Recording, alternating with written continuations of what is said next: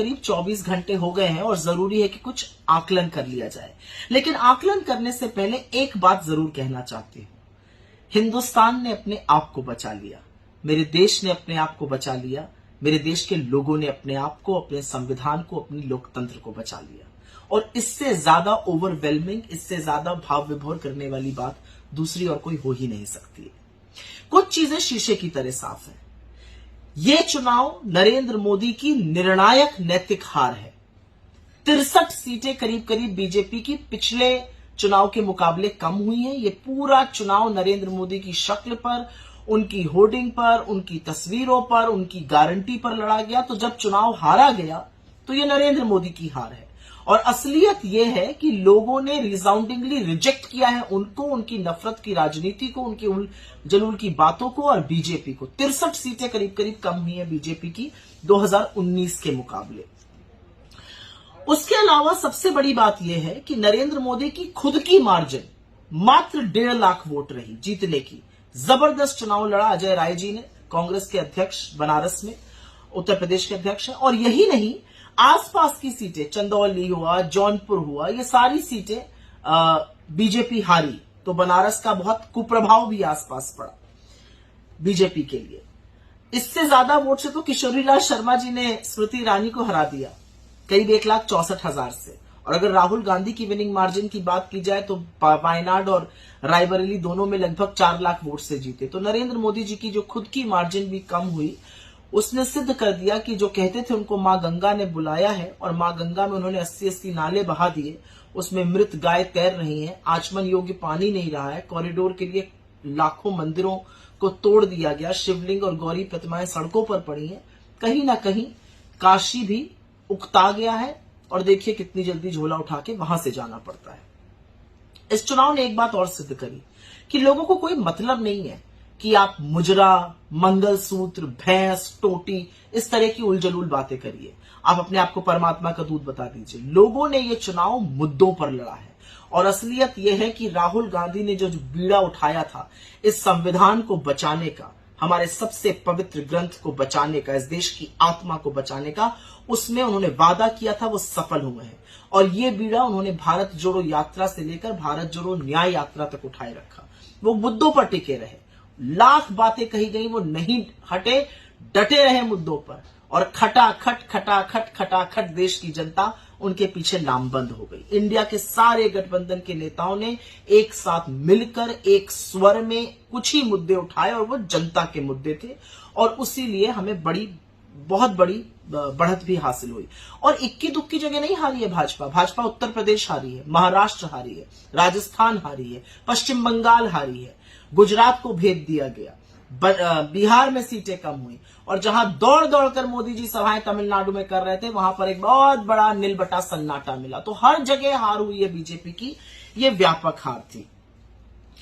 नरेंद्र मोदी जी के क्षेत्र के लिए कहा जाता था वो 10 लाख से जीतेंगे, वो तो 1.5 लाख से जीते। लेकिन कांग्रेस के सांसद रकीबुल जी असम में 10 लाख वोट से जीते। वो उस समुदाय से आते हैं जिसको नरेंद्र मोदी ने घुसपैठिया कहा था।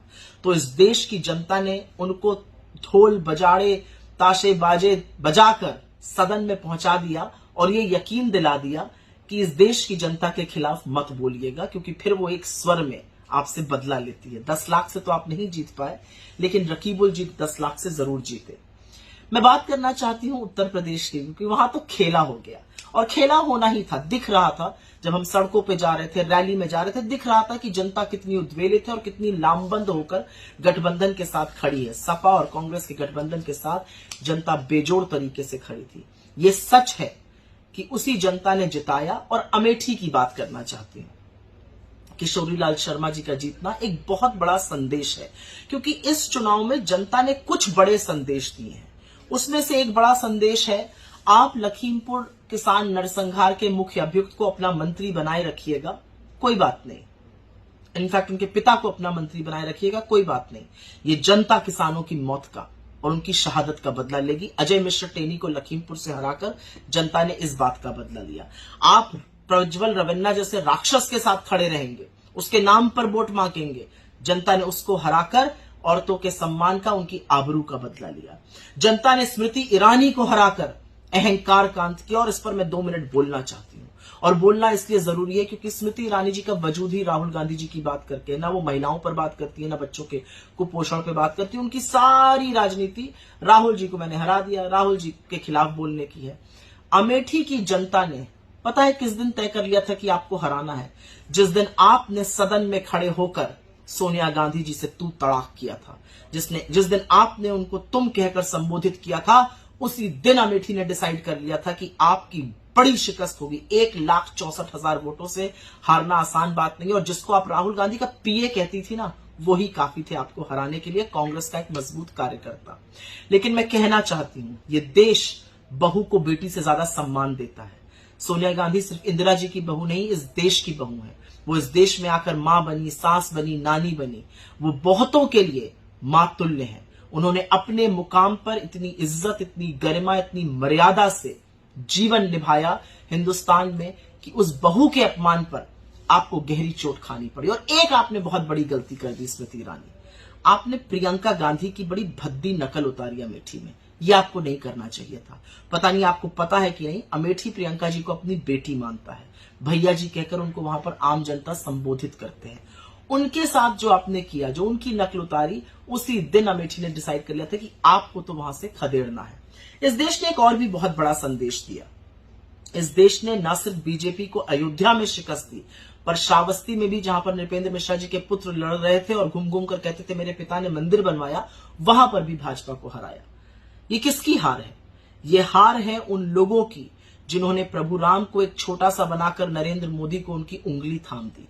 जिन लोगों ने गाने बनाए हम राम को लाए हैं। प्रभु राम जो देश ही के नहीं, दुनिया के कण कण में बसते हैं, आस्था का प्रतीक है, मर्यादा का प्रतीक है, साहस का प्रतीक है, प्रेम का प्रतीक है, न्याय का प्रतीक है।